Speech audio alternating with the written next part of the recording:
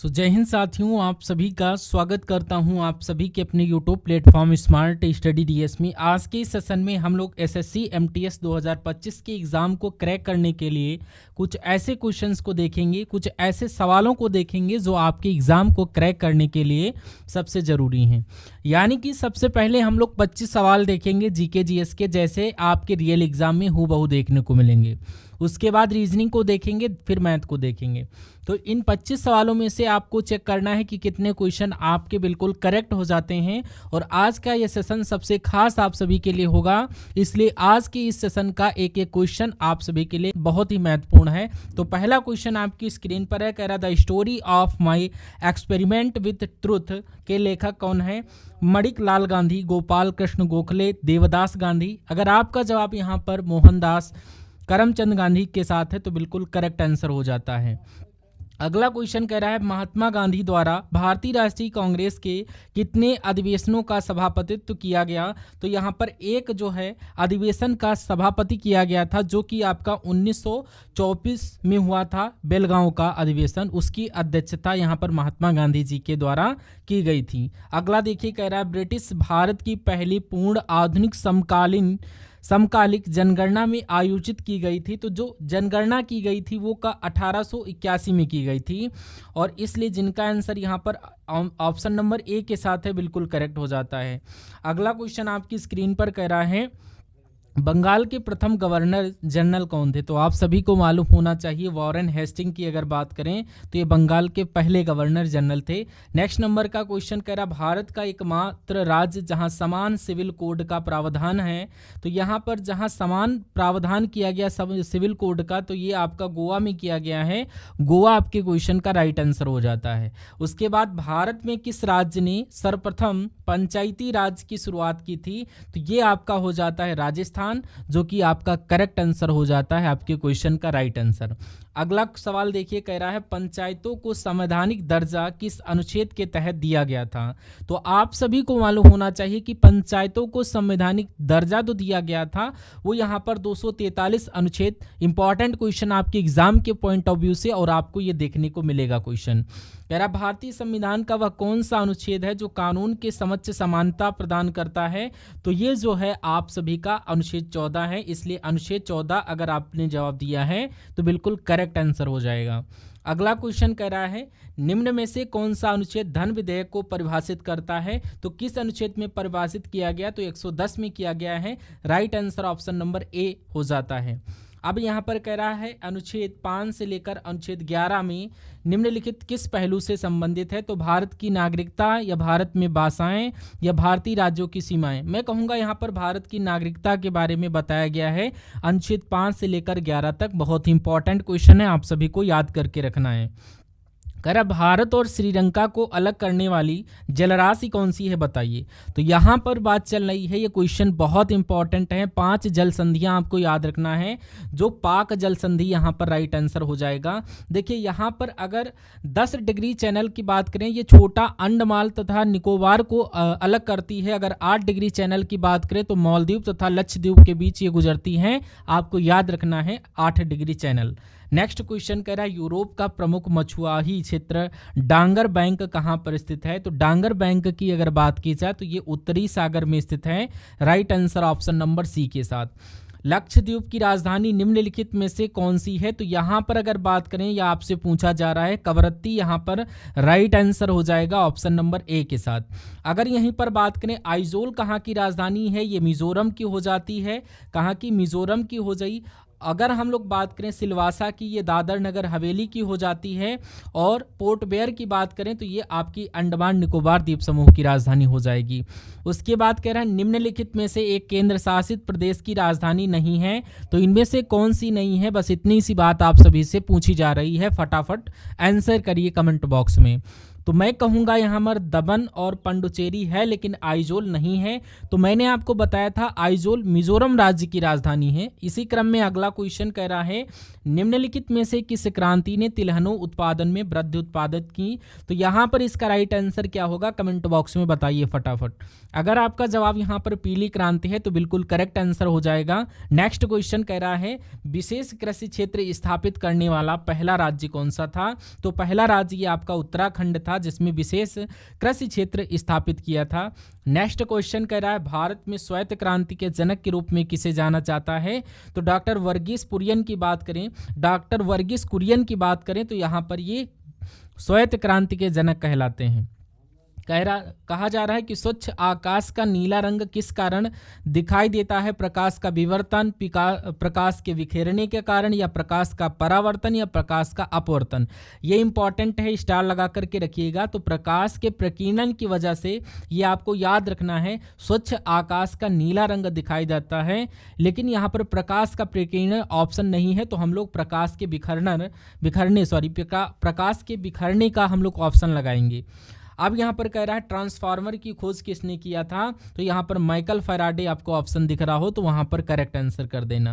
कह रहा है एक्सरे के आविष्कारक कौन थे। तो यहाँ पर एक्सरे की बात की जाए तो ये किसके द्वारा एक्सरे का आविष्कार हुआ था, तो ये आपसे पूछ लिया जाए तो इसका करेक्ट आंसर आप लोग विलियम के रोंजन के द्वारा ये एक्सरे का आविष्कार हुआ था, ये आप सभी को मालूम होना चाहिए। कह रहा भारत में प्रथम न्यूक्लियर रिएक्टर है। तो यहाँ पर अगर बात करें अप्सरा एक प्रथम न्यूक्लियर रिएक्टर है। अगला क्वेश्चन कह रहा है अल्फ्रेड नोबेल ने किसका आविष्कार किया। यहाँ पर डायनामाइट का आविष्कार किया, जिनका आंसर ऑप्शन नंबर सी के साथ है, करेक्ट हो जाता है। कह रहा निम्नलिखित में से किसका अधिकतम तापजनक मान होता है। यानी कि तापजनक मान यहाँ पर हाइड्रोजन आपके क्वेश्चन का बिल्कुल राइट आंसर हो जाएगा। और यहीं पर कह रहा है ब्लीचिंग पाउडर का रासायनिक नाम बताइए। तो ये बहुत इंपॉर्टेंट क्वेश्चन है। यहाँ पर कैल्शियम ऑक्सीक्लोराइड आपका ऑप्शन नंबर बी में लिखा हुआ है, जो कि आपका करेक्ट आंसर हो जाता है। रासायनिक सूत्र पूछे तो यहाँ पर CaOCl2 right answer option number B के साथ। तो ये यहाँ पर जीके जीएस के 25 क्वेश्चन हुए कंप्लीट। अब आपके सामने रीजनिंग के क्वेश्चन लेकर आएंगे। अब रीजनिंग के क्वेश्चन को आप सभी लोग चेक करिएगा कि यहाँ पर कितना स्कोर आप सभी का रहता है। पहला क्वेश्चन कह रहा है कौन सी आकृति धर्म, मस्जिद, मंदिर के बीच संबंध को सर्वाधिक सही ढंग से दर्शाती है। तो यहाँ पर आज का ये क्वेश्चन देखिए, थोड़ा विवाद चल रहा है कि हिंदू मुस्लिम वाला। तो यहाँ पर क्वेश्चन आपसे पूछे जा सकते हैं कि इसमें क्या राइट आंसर होगा।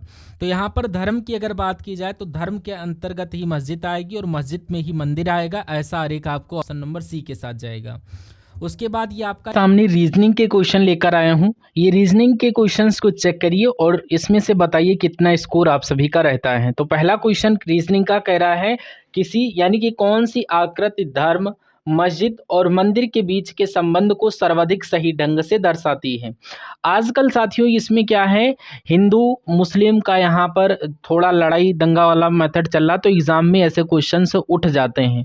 तो यहाँ पर धर्म की जब बात की जाती है तो धर्म के अंतर्गत ही ये धर्म है और इसमें मस्जिद और मंदिर आ जाएंगे। ऐसा हर एक आपका ऑप्शन नंबर सी में बना हुआ है। इस क्रम में ऑप्शन नंबर सी आप सभी का करेक्ट हो जाएगा। अब अगला देखिए 27 कह रहा, अब हम लोग इसको लेटर सीरीज कह सकते हैं कि यहाँ पर बी है अपने पास, उसके बाद सी है, फिर ई है, फिर आपका एच है, फिर आपका एल है, 1 मिनट, ई है, सी है, ई है, एच, एल, क्यू, डब्ल्यू, फिर अगला लेटर आपसे पूछ रहा है कि यहाँ पर क्या आएगा। तो हमें क्या करना है कि बी जो होता है ये कहाँ पर होता है, किस नंबर पर। तो बी अपना जो होता है, बी यहाँ पर 2 नंबर पर, सी 3 नंबर पर, ई 5 नंबर पर, एच 8 नंबर पर, एल 12 नंबर पर, क्यू 17 नंबर पर और डब्ल्यू 23 नंबर पर। कितने नंबर पर, 23 पर होता है। तो अगला नंबर आप सभी से पूछा जा रहा है क्या आएगा, मुझे बताइए। तो यहाँ पर 1 बढ़ाया गया है, मतलब कि यहाँ से जब आगे जाओगे, 1 मिनट मैं आपको बता देता हूँ। जब यहाँ से आगे स्विच करोगे, 2 से 3 1 बढ़ा, 3 से 5 हुआ है 2 बढ़ा, 5 से 8 हुआ है तो इसमें 3 हुआ, और यहाँ से 8 से 12 हुआ 4 बढ़ा, और 12 से 17 हुआ 5 बढ़ा, और यहाँ पर 17 से 23 हुआ 6 बढ़ा, और 23 में जब हम लोग 7 बढ़ाएंगे तो हमारे पास कितना आ जाएगा? 23 में जब हम लोग 7 बढ़ाएंगे तो आप बताइए। देखिए, अब जब आप इसमें 3 बढ़ाओगे तो यहाँ पर आ जाएगा 26, और फिर कहानी ए से स्टार्ट होगी, क्योंकि ए से हमारे, क्योंकि लेटर तो हमारे पास 26 हैं और 4 और बढ़ाना, तो यहाँ पर हम लोग क्या बढ़ाएंगे? ए, बी, सी और डी। डी आपका 4 नंबर और पर आएगा, तो जिनका आंसर यहाँ पर ऑप्शन नंबर डी है तो बिल्कुल करेक्ट हो जाएगा।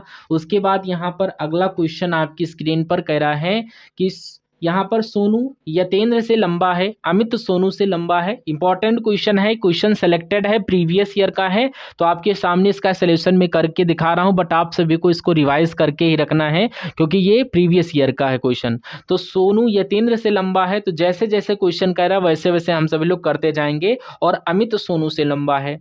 अब सोनू से लंबा कौन है? यहाँ पर देखिए, सोनू से लंबा यहाँ पर अमित है, तो सोनू से लंबा अमित हो जाएगा। और यहाँ पर, और सोनू जो है वो यतेंद्र से लंबे हैं। 1 मिनट में यहाँ पर बनाऊंगा। यहाँ पर लिख दीजिए सोनू। सोनू जो है ये लंबा किससे है? ये अमित से लंबा है। किससे? अमित से लंबा है। ठीक है, अमित ये हो गए। उसके बाद कह रहा है और सोनू यतेंद्र से लंबे सोनू है, तो यहाँ पर यतेंद्र लिखेंगे। कहाँ पर? यतेंद्र। तो सुभाष अमित से लंबे हैं, तो संतु सबसे लंबा है, यानी कि यदि वे कद के अनुसार खड़े हों तो मध्य में कौन सा होगा? सुभाष अमित से लंबे हैं।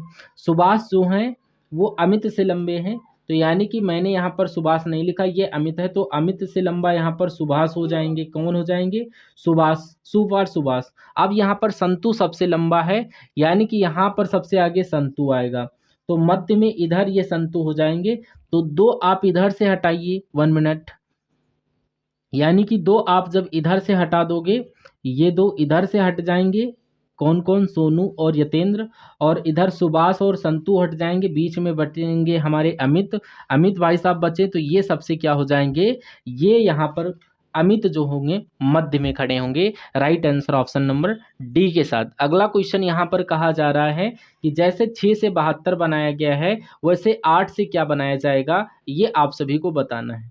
तो अगर बात करें यहाँ पर, क्या बात करें कि यहाँ पर इसको किससे भाग कराएं? अगर 6 से ये 72 बना है तो इसकी हम लोग किसकी गुणा कराएं कि 6 कम 6, 6 दूना 12, यानी कि यहाँ पर इसकी अगर 12 से गुणा कराएं तो 12 की गुणा जब 8 से कराओगे तो 12 8 96 हो जाएगा। और 96 अगर ऑप्शन में है तो हमारा लॉजिक सही है। 96 अपना ऑप्शन में भी दिया गया है, तो जिनका आंसर ऑप्शन नंबर डी के साथ है, मैं कहूँगा आंसर आप सभी का बिल्कुल करेक्ट आंसर हो जाएगा। और साथियों, आपने अगर इस सेशन को लाइक नहीं किया तो इसको लाइक करिए, और स्मार्ट स्टडी डीएस पर नए विजिट कर रहे हैं और इसको अभी तक सब्सक्राइब नहीं किया तो इसको जरूर सब्सक्राइब करके रखिए, क्योंकि आपकी एसएससी एमटीएस की कंप्लीट प्रिपरेशन करवाई जाएगी इस चैनल के माध्यम से। कह रहा जैसे 27 का संबंध 9 से है, वैसे आपका 64 का संबंध बताना है कि किससे होगा। तो यहाँ पर इंपॉर्टेंट क्वेश्चन है, देखिए और अपने आप से लॉजिक लगा करके इसको सॉल्व करने की कोशिश करिए कि कैसे क्वेश्चन आप सभी लोग सॉल्व करोगे। तो यहाँ पर देखिए, मैं इसको लिख लेता हूँ नीचे, यानी कि ये आपका 3, यानी कि यहाँ पर ये 3 का स्क्वायर है और ये 3 का क्यूब हो जाएगा। उसी प्रकार ये 4 का क्यूब है, तो यहाँ पर 4 का स्कोर आएगा, और 4 का स्कोर यहाँ पर 16 होता है। क्या 16 ऑप्शन में दिख रहा है? ऑप्शन नंबर सी वाले में है, तो जिनका आंसर ऑप्शन नंबर सी के साथ है तो बिल्कुल करेक्ट हो जाएगा। और अगर आपने वीडियो को लाइक नहीं किया तो इसको लाइक करिए, और स्मार्ट स्टडी डीएस पर अगर आप लोग नए हैं तो इस चैनल को तुरंत सब्सक्राइब करके बेल आइकन को क्लिक करिए। कह रहे 6 व्यक्ति हैं, A B C D E और एफ एक कतार में खड़े हैं, सी और डी एक दूसरे एक के बगल में खड़े हुए हैं, और एक यानी कि कतार में 6 व्यक्ति हैं, तो 6 व्यक्तियों को हम बनाते हैं। तो यहाँ पर ये लाइन हो गई 1 2 3 4 5 और ये 6। अब कह रहा है कि सी और डी एक दूसरे के समनिकट यानी कि ई के बगल में है। तो कह रहा है डी एक दूसरे के ए के बगल में है, और यहाँ पर ए के बगल में है, बी केवल ए के बगल में है। ए का एफ से चौथा स्थान है, ए का एफ से चौथा स्थान है। इस कतार के दोनों अंतिम छोरों पर कौन कौन खड़े हैं? तो हम मान लेते हैं यहाँ पर एफ, यानी ए का एफ से चौथा स्थान है, तो अगर ए यहाँ पर है तो 1 2 3 4, तो एफ यहाँ पर होंगे, और डी केवल ए के, यानी कि बी जो है ये ए के बगल में है तो यहाँ पर ये बी आ गया। और उसके बाद कह रहा है कि सी और डी एक दूसरे के सरनिकट यानी कि ई के बगल में खड़े हैं। तो मान लेते हैं हम लोग ई यहाँ पर बनाएंगे तो सी और डी, सी यहाँ पर भी आ सकता है, डी यहाँ पर भी आ सकता है। ठीक है, तो कतारों के दोनों अंतिम छोरों पर कौन है, इधर बी और एफ, और वी एफ ऑप्शन नंबर आपके सी में दिया भी गया है। तो इनकी हमें कोई ज़रूरत नहीं पड़ी, ई यहाँ पर है और इसके आगे पीछे भी हो सकता है, सी आगे पीछे हो सकता है, लेकिन हमें इसकी कोई आवश्यकता नहीं पड़ी। हमें केवल बी और एफ के बारे में पूछा जा रहा था। अगला देखिए, कह रहा है नेक्स्ट नंबर का क्वेश्चन आपकी स्क्रीन पर आपसे पूछा जा रहा है कि अपने पति से एक व्यक्ति का परिचय कराते हुए एक महिला ने कहा, इसके भाई के पति मेरे दादा जी, यानी कि मान लीजिए ये महिला है, ये महिला और ये अपने पति को बताते हैं, यानी कि ये व्यक्ति, यानी कि इनके भाई के पिता, यानी कि यहाँ पर इस व्यक्ति के पिता मेरे दादाजी के इकलौते पुत्र हैं। ठीक है, अब इनके दादाजी का इकलौता पुत्र जो होगा वो इनका पिता ही तो होगा, इनका पिता। यानी कि इस पिता की तीन बच्चे हैं, यानी कि ये और एक ये और एक महिला। और इस महिला का उस व्यक्ति से क्या संबंध है, तो ये व्यक्ति जो है ये इस महिला को क्या कहेगा, बहन कहेगा। बहन ऑप्शन नंबर बी में दिया गया है, जो कि अपना करेक्ट हो जाएगा ऑप्शन नंबर बी। थोड़ा सा लॉजिक लगाकर करना वरना क्वेश्चन गलत हो जाएगा। कह रहा है सुधा को याद है कि वह अपने भाई से शनिवार को मिली थी, जो कि किसी माह की 20 तारीख के बाद था।